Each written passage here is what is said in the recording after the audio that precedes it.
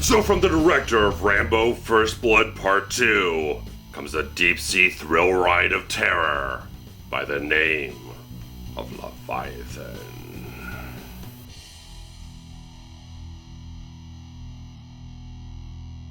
16,000 feet deep within the ocean, Trioceanic Shack No. 7, led by geologist Stephen Beck, nears the end of their 90-day mining operation.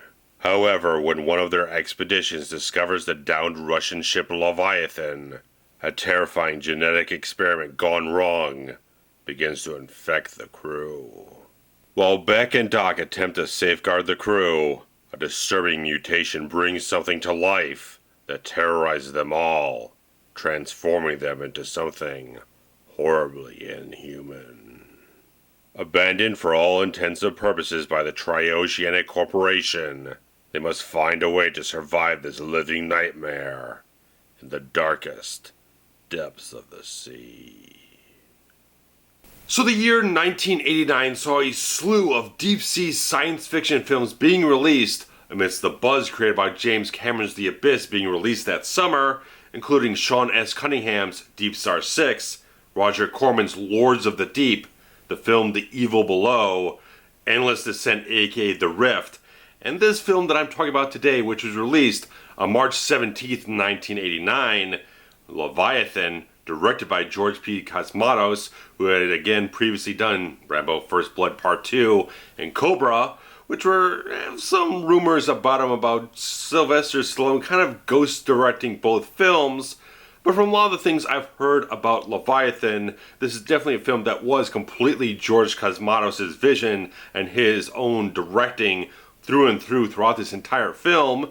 And it's a bit of an interesting thing how the film came to be, in that, yeah, there was a lot of buzz because The Abyss was in production for a very long time. It was about 2 years in the making, so there's a lot of talk going on for a long time about James Cameron's next potential blockbuster hit.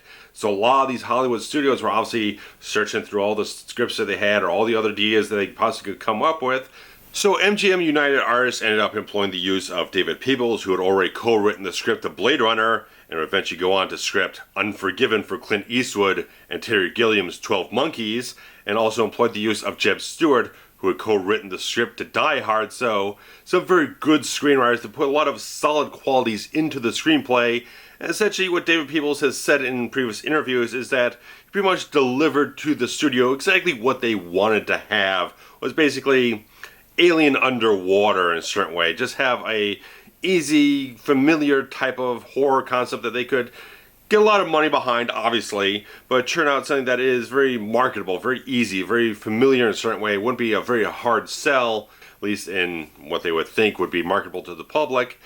But with a lot of the films that came out in this sort of buzz created around James Cameron's film, none of them ended up really grossing any type of profit. Budget for Leviathan was $20 million and only garnered about $15 million at the box office, and really just didn't hit the mark that it had to, despite having a lot of great elements to it in such great places in this whole film, because you can look at the list of people who worked on this film and you can see a lot of quality in it, from music composer Jerry Goldsmith to cinematographer Alex Thompson, who had shot Excalibur, Legend for Ridley Scott, Alien 3, and so many other really fantastically looking films. It had so many good actors in this film and such great work with the effects type of stuff from Stan Winston Studios. There's a lot of quality and money and time and effort put into this film, but that doesn't mean there weren't still some problems behind the scenes of it. But regardless of whatever happened behind the scenes of the film, Leviathan is a film that I feel really does stand up very well over time. And it's an interesting film that really has gained a cult following over the years. And there's a really good reason for that, because there is such good quality on screen with Leviathan. I think Peter Weller, here with Peter Weller, who Cosmatos had worked with previously on the film Of Unknown Origin. And Peter Weller is such a great charismatic actor that if you've only seen him in RoboCop, that's fantastic. But there's so many other roles where he actually gets so much great ability to just be such a terribly fun and charismatic actor, And Leviathan is definitely one of those films because he is definitely the lead of this film, being the character of Beck here, the guy who sort of leads this entire mining team, who is actually a geologist by trade and everything, but is not a guy who feels like he entirely fits into this position that he's been put into, and doesn't always handle authority with the best effectiveness. So it's a very interesting character that has a little bit of complexity, a little bit of depth to him, a little bit of dimension that Petr Weller really works with so very well.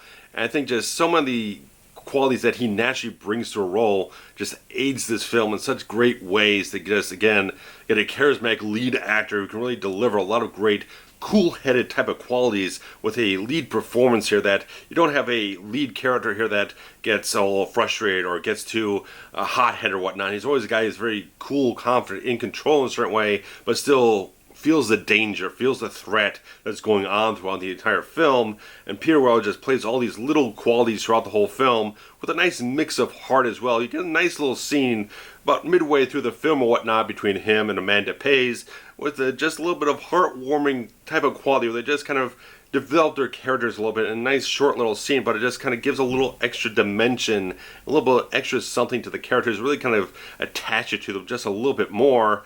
I think Petr Weller just does a fantastic job leading this film with so many different qualities and such great chemistry with everyone he has to work with here. I think everything he brings forth between just the acting, delivery of lines, and just inhabiting the character, and also handling himself so extremely well in the action of the film. I think Petr Weller is a fantastic actor whose body of work is really worth checking out, and Leviathan definitely ranks very high on my list. And another actor who had worked with Cosmatos previously on the first Rambo sequel was Richard Crenna, who also delivers a great performance in this film with a nice sort of sharp wit and charisma as well, with a cast that is bursting with chemistry and charisma overall, but there's such a great gravity and such a great energy and such a great sense of straightforward professionalism that Richard Crenna brings to a film. There's just such a extra level of quality that he just inherently adds to a film. It's very interesting too. They add a little bit of shadiness to this character, just a tad bit, that he's had a bit of a spotty past, and there's a couple little twists and turns with his character, especially early on. You get that kind of feeling that he's very cavalier towards the regulations and rules and everything of this mining facility, not being there when there's a dive happening, or especially later on in the film after he becomes much more of a fatalist in the face of all this revelations of genetic mutations being a possible threat to mankind as a whole. He obviously does something that is much more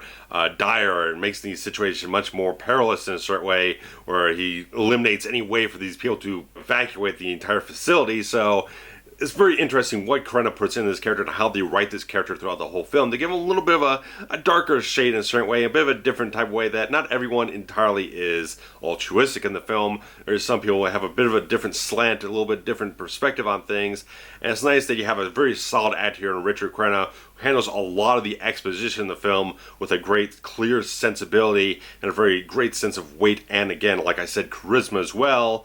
And there's such great cast in this film overall. Ernie Hudson, such a great actor, brings, again, so much energy, sort of wit and humor in the film, and also a very good sense of likability. That he always has that sense of a very grounded, sort of blue-collar type of guy that you can very much relate to in a certain way. And he just brings so many great lines to the film, so many great moments, just like he's so sharp, he's so clear-cut, he's such a great, just a great presence to have in the film to create so much energy overall. And you get someone like Amanda Pays, who does a great job in this film as the character of Williams. It just has a sort of confident, clear-headedness about her. She has a endearing charm as well, because you have, like I said, that one scene you have between the characters portrayed by Petr Weller and her. They have that great sort of little chemistry, a little something, a little spark between them. It's not really romantic, but there's this nice sort of endearing quality, a nice little warmth that they kind of connect with each other, because some of the other characters in the film could be a bit of a jackass, a little bit cynical, a little bit edgy or whatnot. These two have a really good sensibility between them, and it really kind of clicks very well in the film. They kind of add a little bit more into the film in general. And even a guy like Hector Elizondo brings kind of a sardonic wit to the entire film as the character here of Cobb, who is actually named after production designer Ron Cobb, who also worked on Alien. And there's so many good things. Michael Carmine also does a very good job in this. And Daniel Stern just has is just a terrible jerk as this character of Six back in the film. Just a terrible asshole in the film, but it creates that tension, it creates that interesting dynamic in the film that if everyone's too much of a buddy-buddy type of thing, it kind of makes things a little bit bland, a little bit too generic in a certain way, but you add someone in there, you can kind of create some waves, can create some ripples in the serenity or whatnot, the camaraderie of the entire team. It creates a little bit more of a dynamic. It actually allows the entire film to actually take shape in a certain way, because he's the one who sneaks in the flask of the mutated vodka and everything. So these little things, these little characters, they all had their little purpose, little cogs in the entire film to really fill it up. And the fact that it became such a great chemistry between all the cast members was such a fantastic thing. And Ernie Hudson really looks back on the film, as well as Hector Elizondo on the Shout Factory Blu-ray, really saying how much it was such a... There was some stress on the film, but they created such a great bonding atmosphere amongst all the cast and everything to really kind of have a good time working with one another. You can really see that so much on the screen with how they all bounce off each other, how they all work together, where the things just kind of flow very easily between all the characters and all the actors. Everything just works very smoothly and just creates a very good atmosphere and a very good camaraderie amongst these characters that really kind of drives the entire story forward. Because again, if you have a horror film, we really don't care about the characters that much.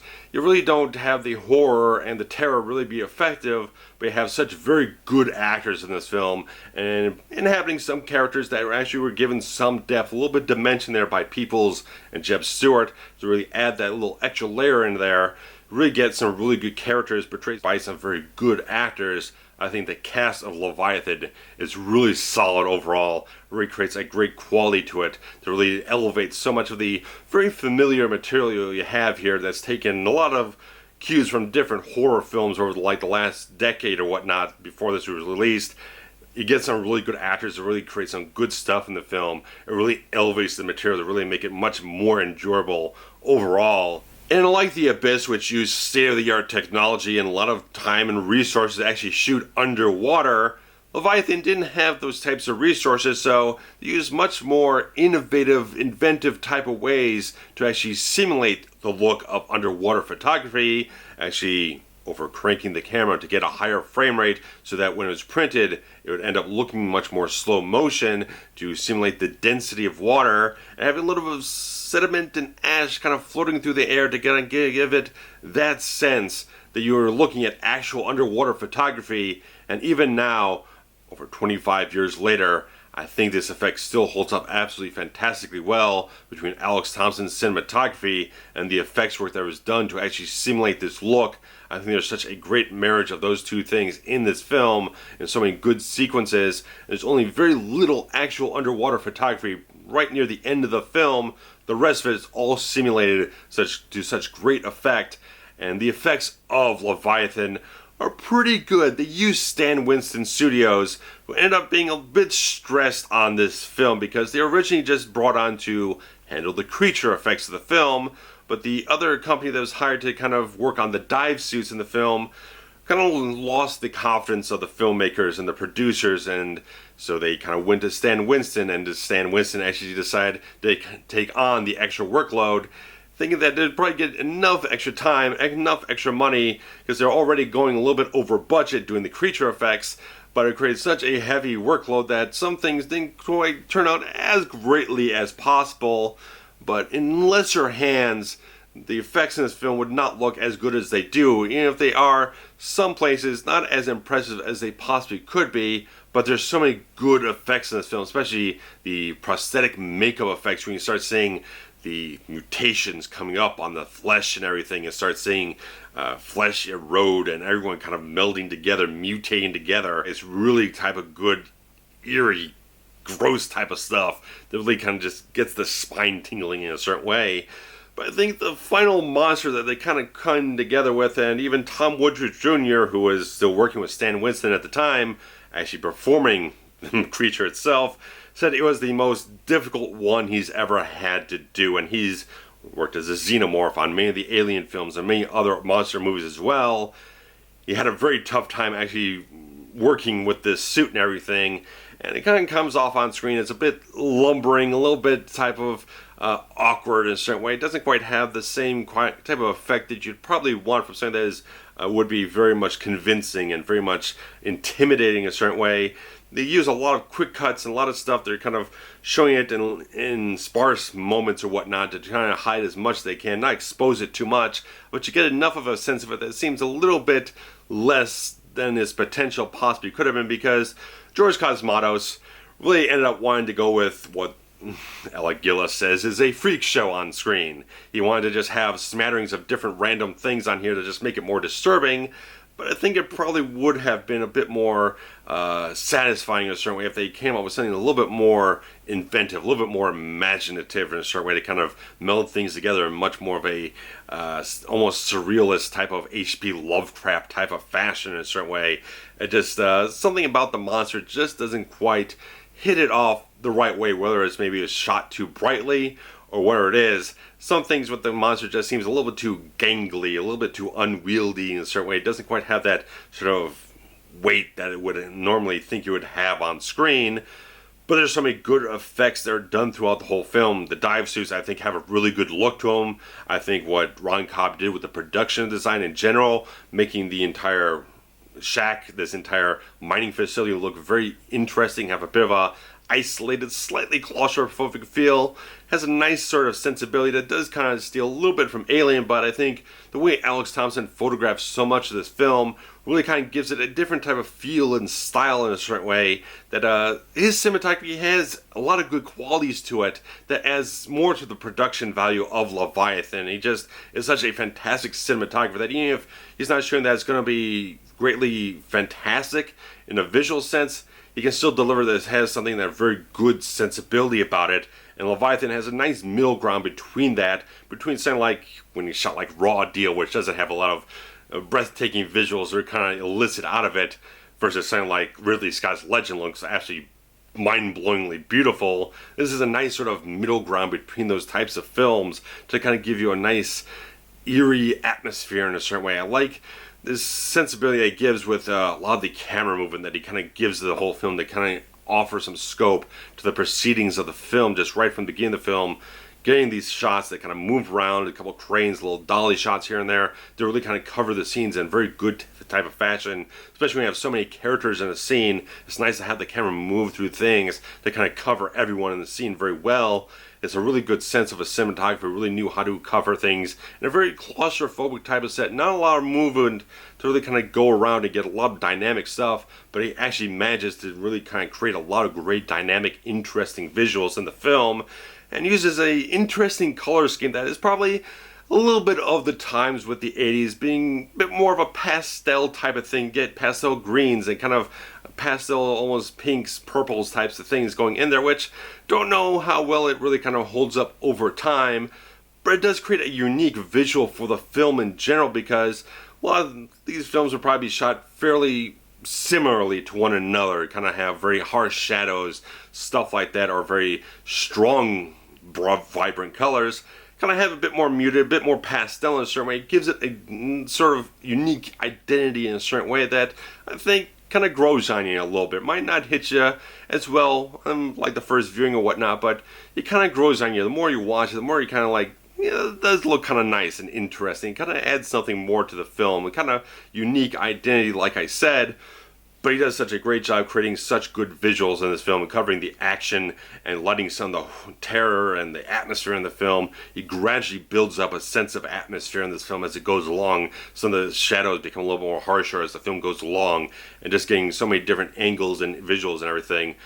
Such a good job lighting these very intricate sets and creating such a great sense of detail with them overall with how he photographs them. He really just made everything that everyone worked on look so very well.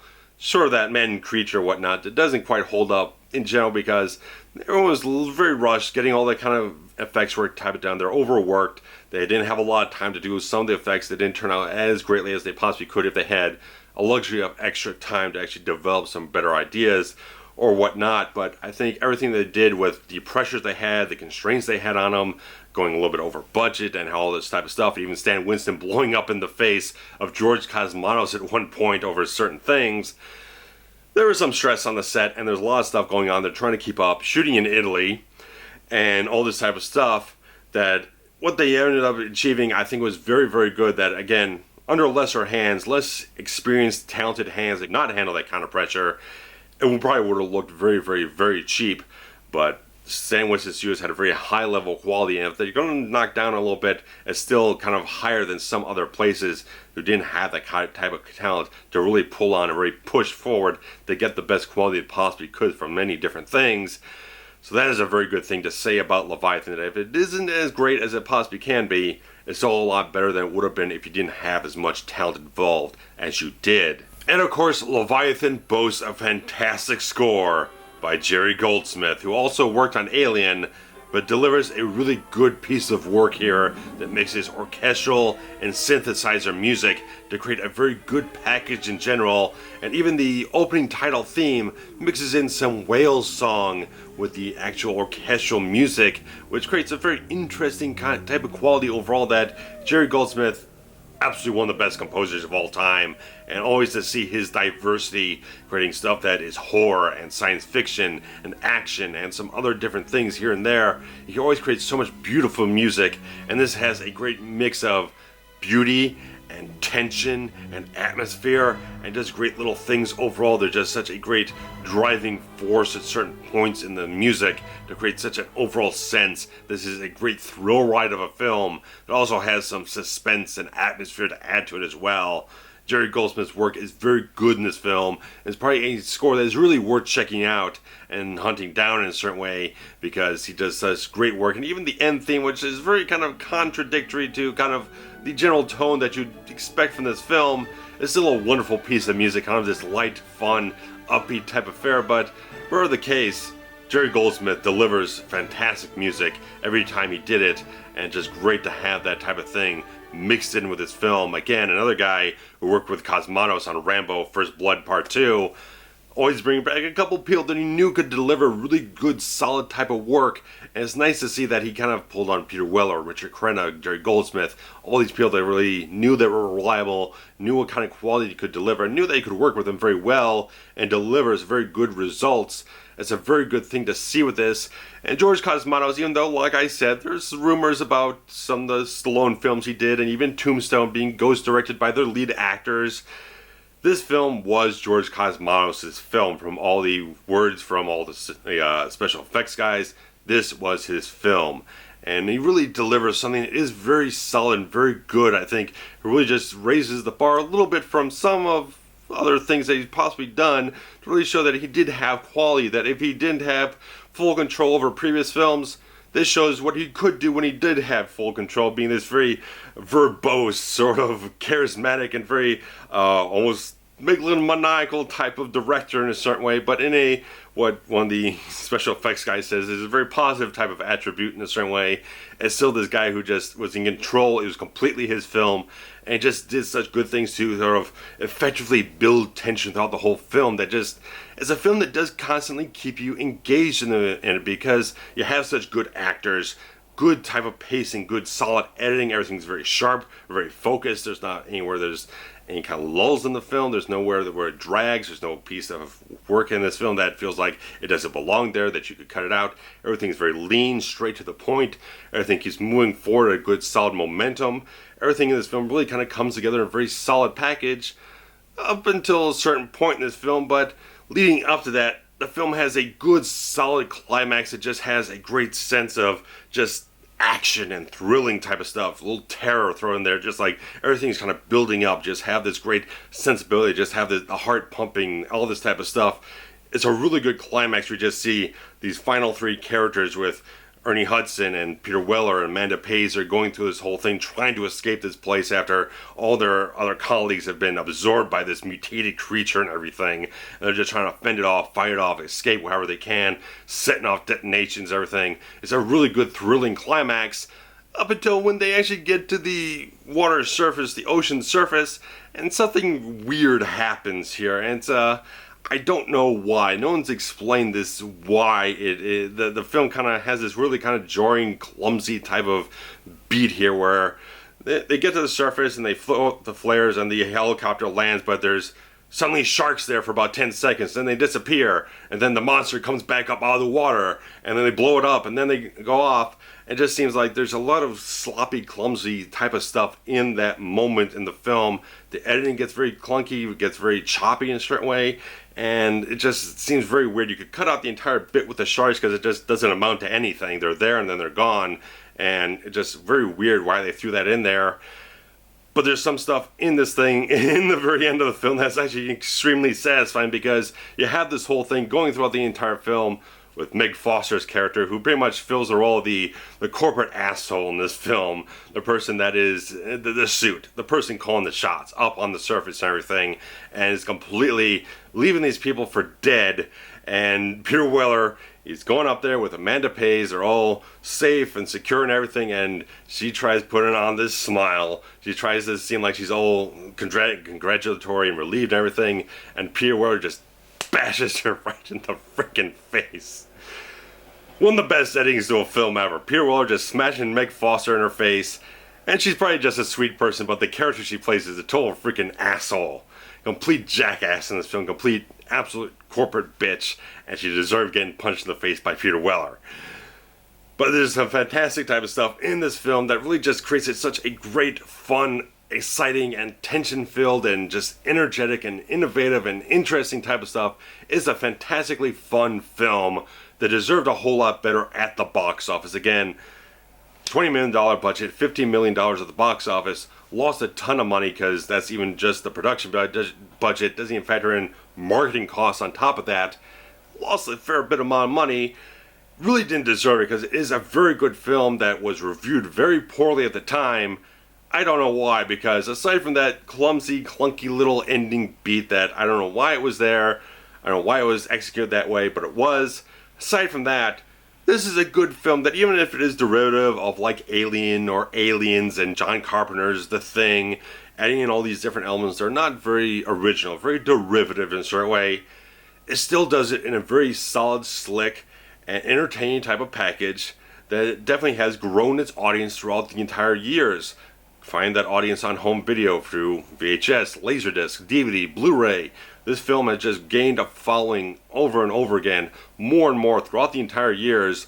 This film has just gained a lot of respect, a lot of appreciation from a lot of people who love these types of genre films, and I'm definitely one of those people, obviously.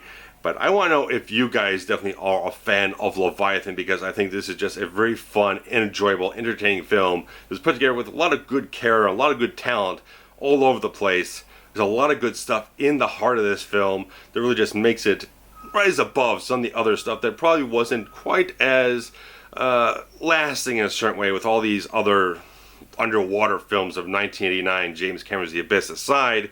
Deep Star 6 has a bit of its own cult following, but a lot of people seem to just latch onto Leviathan as the most entertaining and well-made in this sort of B-movie era, this lexicon or whatnot of these types of films. James Cameron's Abyss is definitely something that's very far ahead, head and shoulders above things because of its quality, a lot of the other things it has going for it. But for a good, solid piece of B-movie entertainment, a very solid and fantastic cast, very good effects, fantastic score, great cinematography, a very good direction, Leviathan is one to check out. So if you've not seen Leviathan, highly endorse you guys getting the Shout Factory Blu-ray, or however you can, go check it out. If you have seen it, your comments below is definitely highly appreciated to tell me what you overall enjoy about the film, what's your favorite character, or generally what you just find the most entertaining piece of work in this film. I really appreciate, guys. If you want to put some thumbs up on the video, that's also fantastically appreciated. Hit me up on social media at RavensFilm is always awesome. And Patreon, hit me up at RavensFilm if you're interested in contributing anything monthly. You'll get some incentives, a little early previews of stuff coming up, some other cool things that I hopefully will get into soon. And for those looking forward to more of the commentary series I'm doing with my friend Steve Frazier, a little bit of delay on the next one, but we should have something up for the season here in Christmas and holidays and all that type of stuff. So hopefully we'll get something out soon for you guys. But until then, enjoy, take care, thanks for watching, bye-bye.